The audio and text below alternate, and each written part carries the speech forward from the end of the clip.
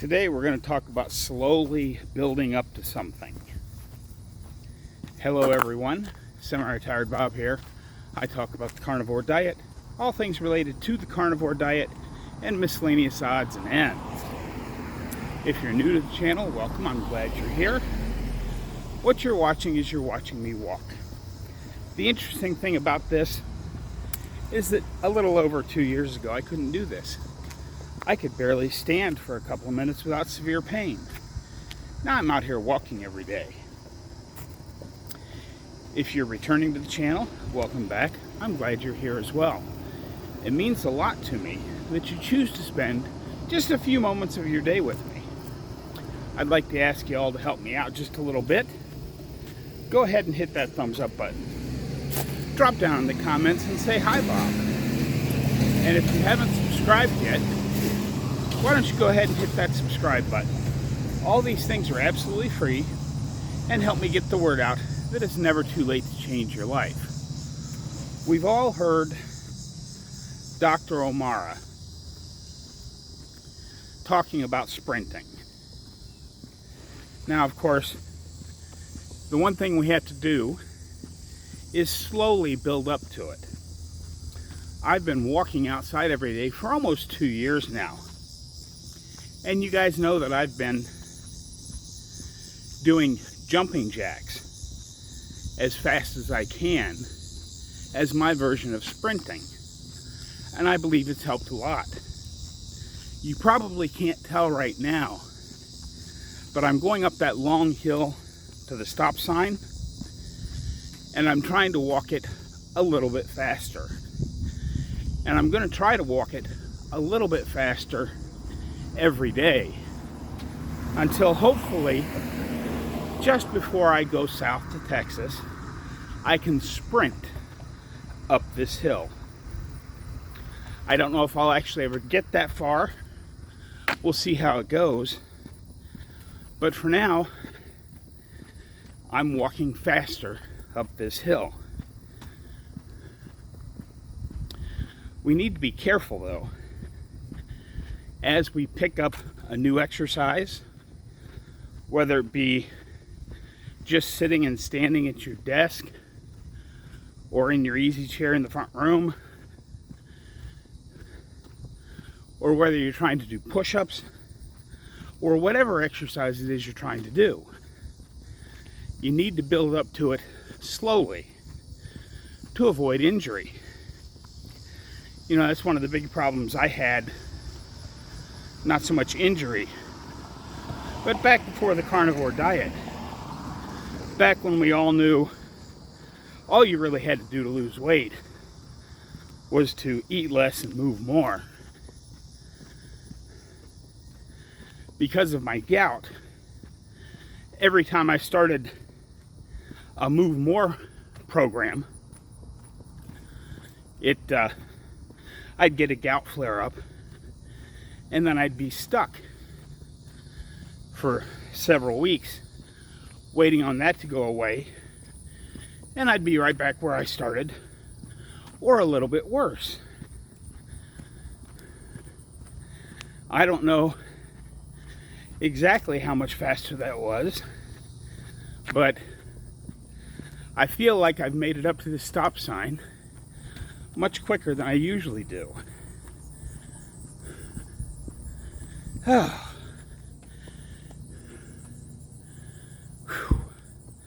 Okay, now I'm going to go ahead and walk at my regular pace back towards the house,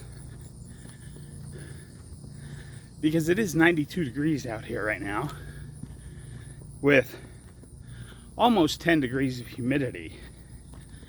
There's supposed to be a storm roll through sometime over the next day and a half. This is supposed to cool things back off. But we'll see what happens. As you can see, there's yard bags out for some people. Now normally this is the time of year they don't pick those up, and those have been laying there for quite some time now,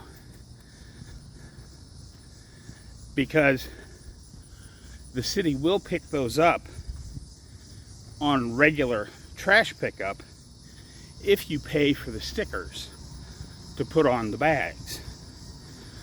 But because it's storm debris, they're going to pick them up for free, but they're going to sit out on the curb waiting just as long as people like me and my neighbor with several tons of brush pile sitting out next to the curb. And who knows when they're going to get to my neighborhood. I'm still waiting on the tree service to get to my backyard. I was trying to cut the backyard down with a weed whacker, but I don't feel real safe. I don't think the branches that are hanging high in the trees would come crashing down, but I've got one in the backyard that looks like it's just barely hanging on by a thread, and it's a good 14 inches across. And if I happen to be back there when that thing lets loose, I could get really hurt. So I'm going to err on the side of caution and just let my backyard become a jungle while I wait on the tree service. Perhaps I'll weed whack some of it down. But anyway, I got sidetracked there. Back to the point of today's video. Whatever it is we're trying to do, just like when we transition to a carnivore diet from a standard American diet, we want to do it slowly. Just like, you know, I've been walking at this pace for a couple of years now. And now I'm trying to pick it up just a little bit. You saw how fast I went up that hill. I can't tell how fast it was, but it certainly felt fast because I felt my heart rate going up a little bit. And I could tell I was breathing a little harder. So that's day one of working on trying to get to sprint an entire block. Maybe the first time I actually pick it all the way up to a sprint, I'll only get a little bit of the way up. We'll see how it goes.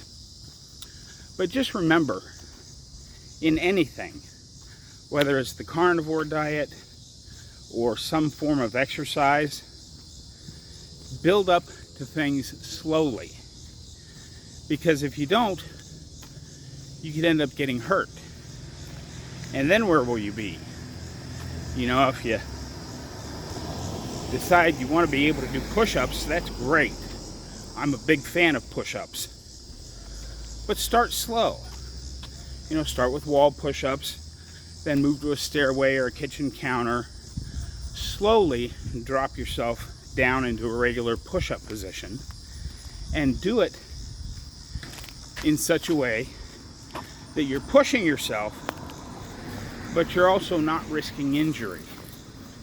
Because if you injure something, then, you know, you have to stop for however long it takes that injury to heal.